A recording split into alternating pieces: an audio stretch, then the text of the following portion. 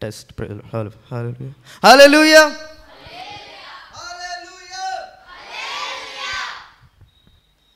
దేవునికి స్తోత్రం.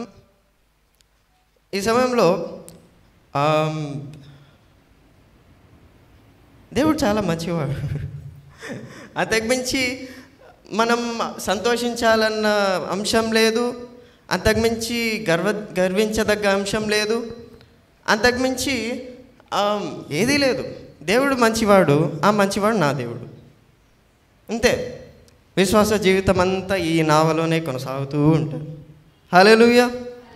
మోషే గురించి చెప్తూ, ప్రభువా నీ సన్నిధి మాతో రాకపోతే నీ దేవదూత అయినా వద్దు, నాకు మీరే కావాలి.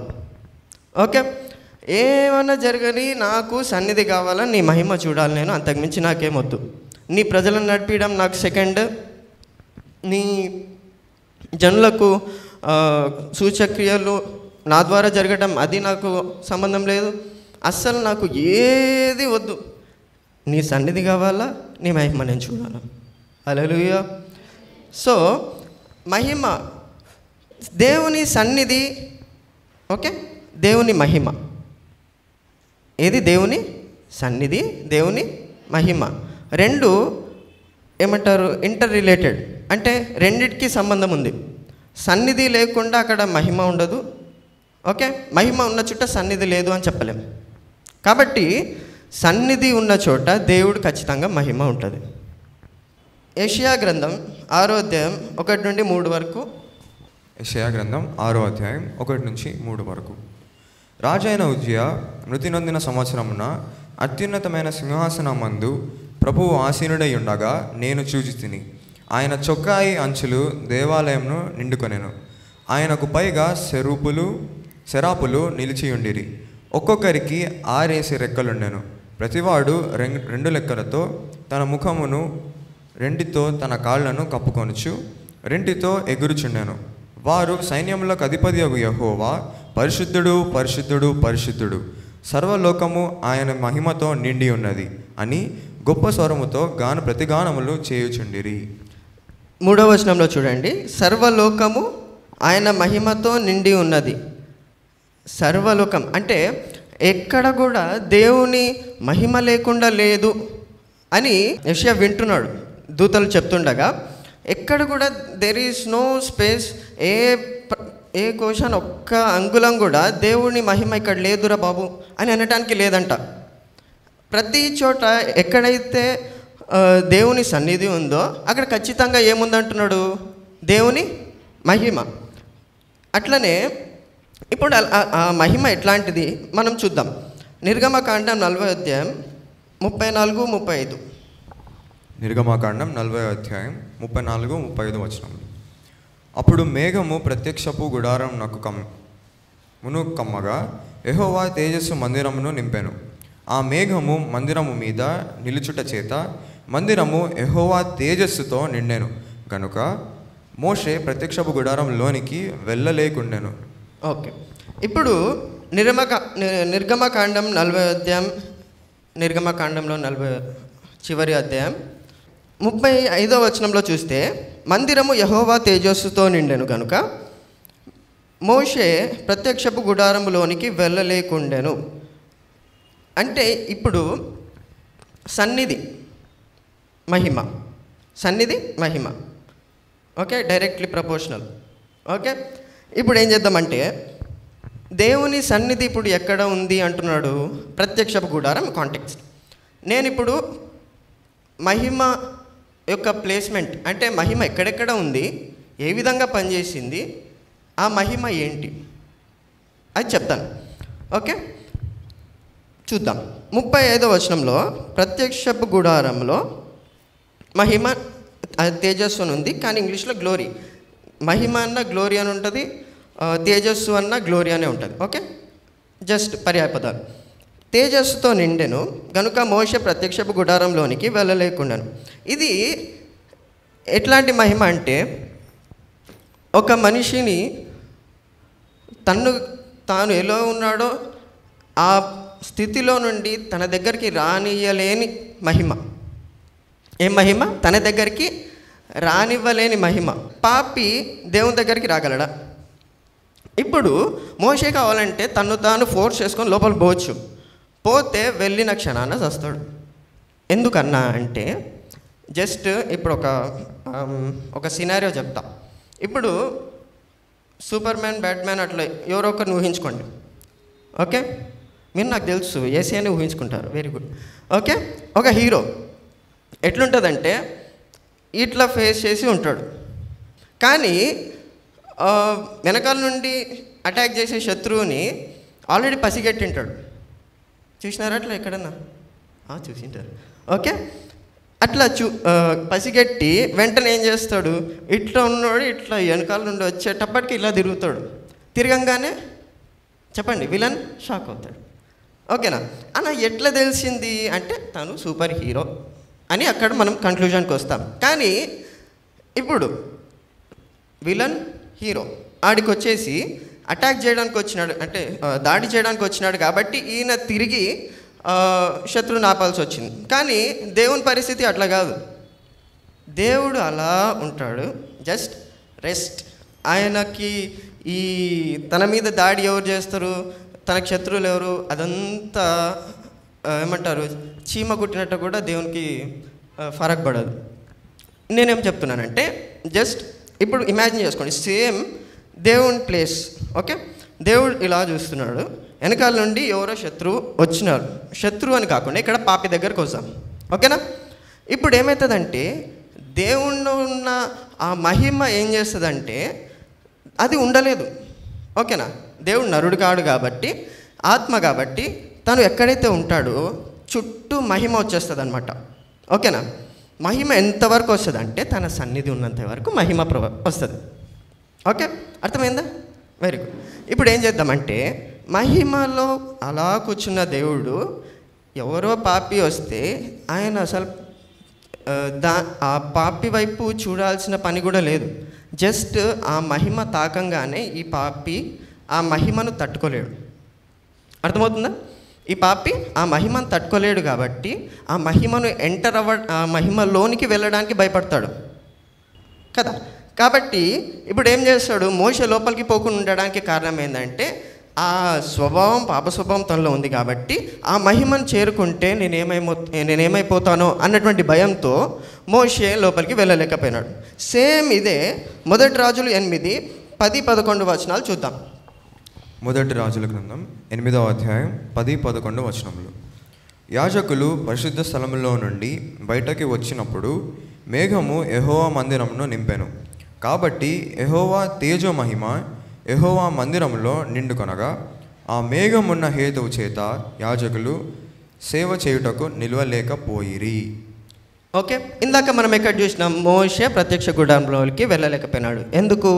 దాంట్లోపల దేవుని మహిమ ప్రత్యక్ష గుడారం వరకే, సన్నిధి ప్రత్యక్ష గుడారం వరకు ఉంటే ఆ సన్నిధి మొత్తం మహిమ నింపింది.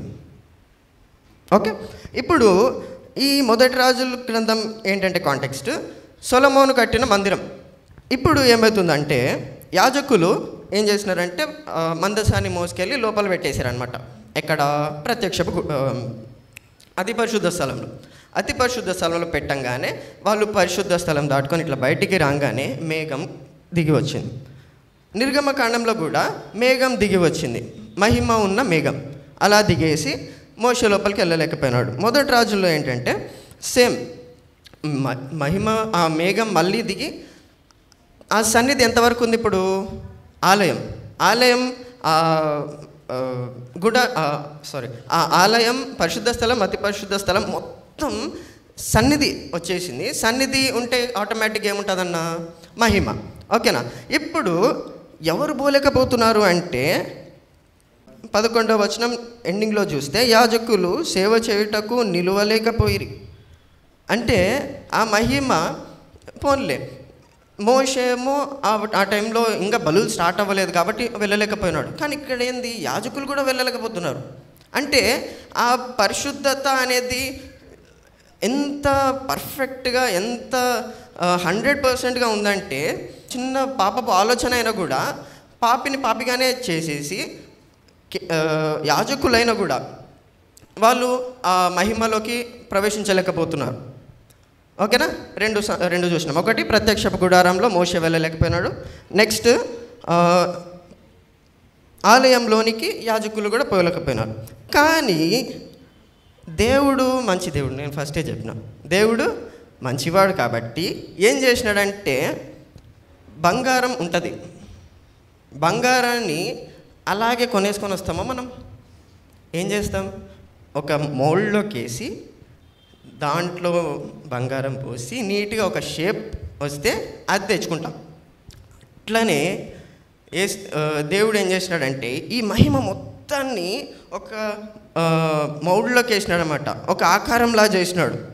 ఆకారానికి 2 కళ్ళు ఉన్నాయి, 2 చేతులు ఉన్నాయి, 2 కాళ్ళు ఉన్నాయి, ఒక ముక్కు ఉంది, మాట్లాడగలదు, వినగలదు. ఓకేనా? యోహాను సువార్త 1:14 చూస్తే, యోహాను సువార్త 1:14 ఆ వాక్యము శరీరధారి అయి కృపాసత్య సంపూర్ణుడుగా మన మధ్య నివసించాను. తండ్రి వలన కలిగిన అద్వితీయ కుమారుని మహిమ వలె మనము ఆయన మహిమను కనుగొంటిమి. హల్లెలూయా.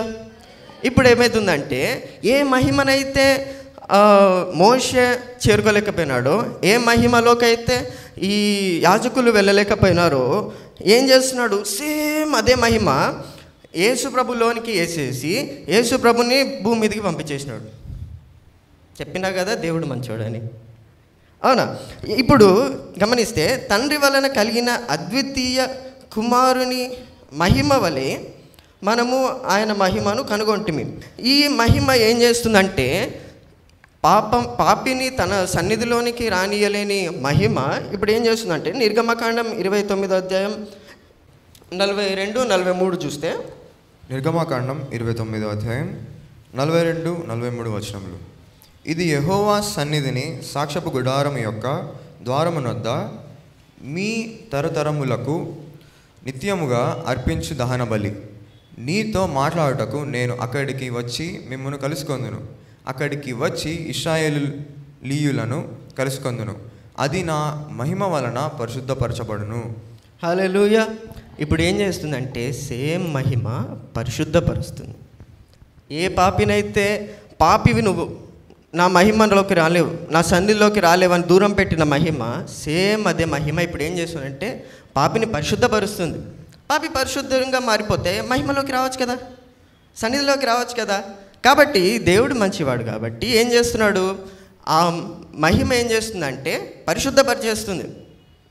ఓకేనా?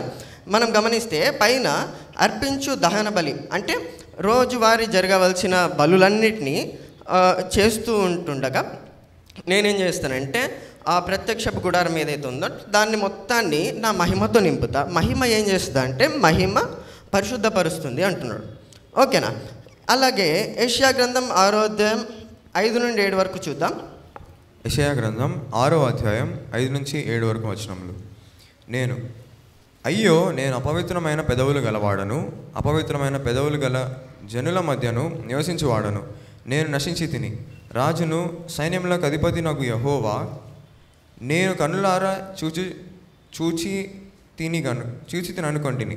అప్పుడు ఆ శరాపులలో నొకడు తాను బలిపీఠము మీద నుండి కారుతో తీసిన నిప్పును చేత పట్టుకొని నా యొద్దకు ఎగిరి వచ్చి నా నోటికి దాన్ని తగిలించి, ఇది నీ పెదవులకు తగిలేను గనుక నీ పాపమునకు ప్రాయశ్చిత్తమాయెను, నీ దోషము తొలగిపోయాను అనెను. హల్లెలూయా. సేమ్ అక్కడ ఏ విధంగా అయితే ఆలయం ప్రత్యక్ష గుడారం పరిశుద్ధపరచబడిందో అక్కడ మనం గమనిస్తే దహన బలి అని ఒకటి ఉంటుంది. దహన బలి అర్పిస్తుండగా పరిశుద్ధపరుస్తాం. ఏంటిది? మహిమకి పరిశుద్ధపరచాలంటే ఏం కావాలా? ఒక బలి కావాలి, ఒక ప్రాయశ్చిత్తం కావాలి. సేమ్ అలాగే యెషయా గ్రంథం 6 చూస్తే 6వ వచనం గమనిస్తే, అప్పుడు ఆ శరాబులలోనొకడు తాను బలిపీఠం మీద నుండి కారుతో తీసిన నిప్పును చేత పట్టుకొని నా యొద్దకు ఎగిరి వచ్చి నా నోటికి దాన్ని తగిలించి, ఇది నీ పెదవులకు తగిలేను కనుక నీ పాపమునకు ప్రాయశ్చిత్తమాయెను. అక్కడేమో దహన బలి జరిగింది, ఇక్కడేమో ప్రాయశ్చిత్తం అయిపోయింది. ప్రాయశ్చిత్తమాయెను, నీ దోషము తొలగిపోయాను అని అనెను. దేవుని మహిమ చూడంగానే యెషయాకు వచ్చిన ఫస్ట్ థాట్ ఏంటంటే, నేను దేవుణ్ణి చూసిన, ఆ పరిశుద్ధతను చూసేసిన, ఆ మహిమను చూసిన, ఈ మహిమ చూసిన నేను బతకలేను. ఎందుకంటే నాలో ఉన్న స్వభావం, నా పాప స్వభావం నాకు ఇప్పుడు తెలిసిపోయింది. ఆ మహిమను నేను చేరుకోలేను అనేసి యెషయా బాధపడుతుంటే దేవదూత వచ్చేసి నీ పాపమునకు ప్రాయశ్చిత్తమాయను, నీ దోషం తొలగిపోయాను అని మంచి గుడ్ న్యూస్ చెప్తుంది. ఓకేనా? ఇప్పుడు మనం చూసిన ఫస్ట్ మహిమ ఏంటి? తన సన్నిధిలోనికి, తన దగ్గరికి రానివ్వలేని మహిమ. సెకండ్ది పరిశుద్ధపరిచే మహిమ. ఓకేనా? సేమ్ ఇప్పుడు మనం ఎక్కడికి వెళ్దామంటే లూకా 6:19. లూకా సువార్త 6వ అధ్యాయం 19వ వచనం.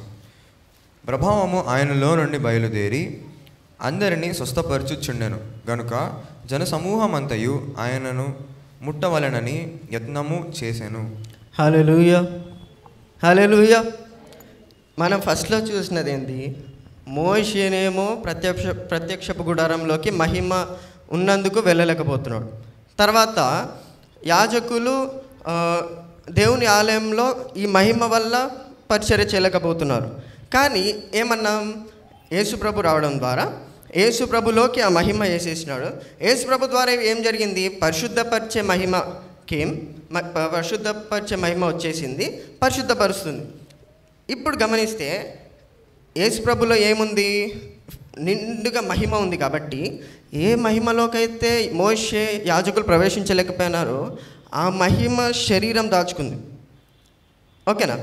శరీరం దాచేసుకునేసరికి చుట్టూన్న ప్రతి ఒక్క కుంటోడు, ప్రతి గుడ్డోడు, ప్రతి మూగవాడు వచ్చేసి ఇప్పుడు ఆ మహిమను తాకుతున్నారు. హల్లెలూయా.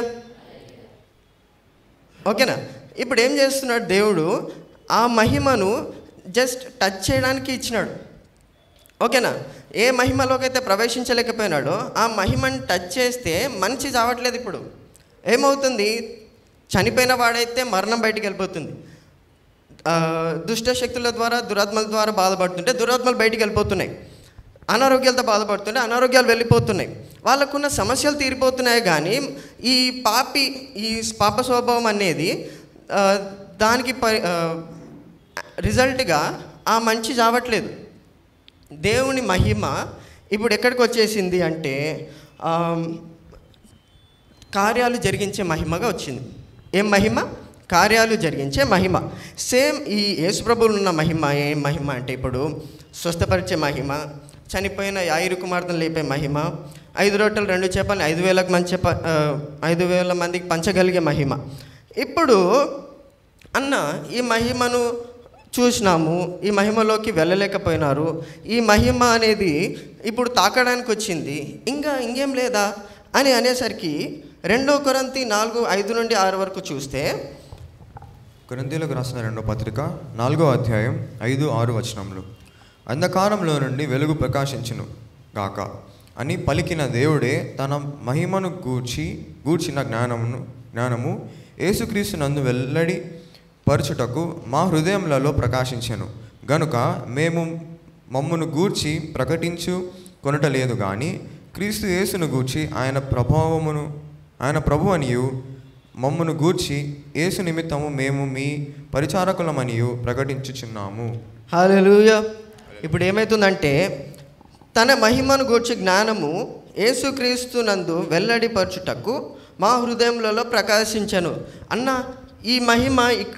ప్రస్తుతం ఒక ఇజ్రాయేలీయుడు అనుకోండి, మీరు ఇక్కడ నుండి అక్కడ మహిమ చూసినామన్నా, ఓకేనా? అప్పుడు అక్కడ చూసినాం, నెక్స్ట్ ఆలయంలో చూసినాం, మేము లోపలికి వెళ్ళలేకపోయినాం. కానీ ఇప్పుడు ఏమవుతుందంటే యేసుప్రభు వచ్చేసరికి యేసుప్రభులో ఉన్న మహిమ మేము తాకగలుగుతున్నామన్నా. ఓకే, యేసుప్రభుని మేము తాకగలుగుతున్నాము, మాలో ఉన్న రోగాలు పోతున్నాయి, కానీ మేము చావట్లేదు, బాగుంది మహిమ అని అనుకునే లోపల దేవుడు ఏం చేస్తున్నాడు? నాన్న, ఈ మహిమ బయటి వరకే కాదు, నీ లోపల ఉండాలా. ఈ మహిమ అనేది దేవుడు ఎవరినైతే పాపి నా సన్నిధిలోకి రాలేడు అని ఏ పాపితో అయితే అన్నాడో అదే పాపితో ఇప్పుడు నా మహిమ నీలోకి వచ్చేస్తుంది. హల్లెలూయా. ఎట్లాంటి మహిమ అంటే యేసుక్రీస్తు నందు వెల్లడిపరచుటకు మా హృదయంలో ప్రకాశించాను అంటే దేవుని మహిమ. ఓకే, దేవుని మహిమ అనేది లైట్ అనుకోండి. ఆ దాని గురించిన జ్ఞానము యేసుక్రీస్తునందు వెల్లడిపరచుటకు మా హృదయములలో ప్రకాశించను. ఏంటిది? అంధకారంలో నుండి వెలుగు ప్రకాశించును గాక అని పలికిన దేవుడు. ఓకేనా? ఈ దేవుడు ఏం చేస్తున్నాడు? హృదయంలోకి వచ్చేసి హృదయంలో కాంతి, హృదయంలో ఏం చేస్తున్నాడు? ప్రకాశిస్తున్నాడు. ప్రకాశిస్తుండగా ఏం అర్థమవుతుంది? యేసుక్రీస్తు ద్వారానే, యేసుక్రీస్తులో దేవుడు పెట్టిన మహిమ ఇప్పుడు ఎక్కడికి వచ్చేస్తుంది? హృదయాల్లోకి వచ్చేస్తుంది. హల్లెలూయా. ఇప్పుడు 2 కొరింథీ 3:17-18 చూస్తే, కొరింథీయులకు రాసిన 2వ పత్రిక 3వ అధ్యాయం 17-18 వచనములు. ప్రభువే ఆత్మ, ప్రభు యొక్క ఆత్మ ఎక్కడ నుండునో అక్కడ స్వాతంత్రము నుండును. మనమందరము ముసుకులేని ముఖముతో ప్రభు యొక్క మహిమను అద్దము వల్లే ప్రతిఫలింపజేయుచు, మహిమ నుండి అధిక మహిమను పొందుచు ప్రభువకు ఆత్మ చేత ఆ పోలికగానే మార్చబడుచున్నాము. హల్లెలూయా. ఇప్పుడు ఏం చేస్తున్నాడంటే లోపలున్న మహిమ ఒక కాన్స్టెంట్ లెవెల్, అంటే ఒక లిమిట్, ఒక పరిమితిలోకి లేదు. మనలో ఉన్నది ఎవరు? దేవుని ఆత్మ ఉంది కాబట్టి ఈ ఆత్మ ప్రకాశించింది అని 2 కొరింథీ 4లో చూసినాం. కానీ 2 కొరింథీ 3లో ఏమనుందంటే, ఈ లోపలున్న ఈ పరిశుద్ధాత్ముడు ఏం చేస్తున్నాడంటే, మహిమకు వచ్చినావు, సాటిస్ఫై అయిపోయినారు మీరు, ఓకే, ఇప్పుడు ఏం చేద్దామంటే, నువ్వు సాటిస్ఫై అయినావు కదా, చలో ఇంకా లోపలికి వెళ్దాం, ఇంకా అధిక మహిమలోకి వెళ్దాం.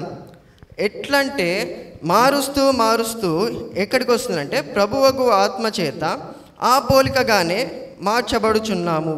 అంటే యేసుని పోలికలోకి మారిపోతున్నాం. ఓకేనా అన్న? యేసుని పోలిక అంటే ప్రేమ చూపించాలి, జాలి కలిగి ఉండాలి, ఇవన్నీ చెప్తారు, అది కరెక్టే. కానీ ఇంకా అంతకుమించి లేదా అని మనం ఆలోచిస్తే, యేసుప్రభు శిష్యులతో చెప్పినది ఏంటి? మీరు వెళ్ళి గుడ్డివారి, అనారోగ్యంతో ఉన్న వాళ్ళని స్వస్థపరచండి, చనిపోయిన వాళ్ళని లేపండి, పక్షవాయు గల వారిని స్వస్థపరచండి. ఓకేనా? ఇది ఈ మహిమ ఇప్పుడు మీలో ఎట్లా ఉందంటే, యేసులో ఏ మహిమ అయితే ఉన్నిందో అదే మహిమ ఇప్పుడు మీలో ఉంది. హల్లెలూయా. ఏ మహిమ అయితే యేసు ద్వారా స్వస్థతలు జరిగించగలిగిందో అదే స్వస్థపరచగలిగే మహిమ మీలో ఉంది. ఏ మహిమ అయితే చనిపోయిన యాయిరు కుమార్తెను లేపగలిగిందో అదే మహిమ మీలో ఉంది. ఆమేన్.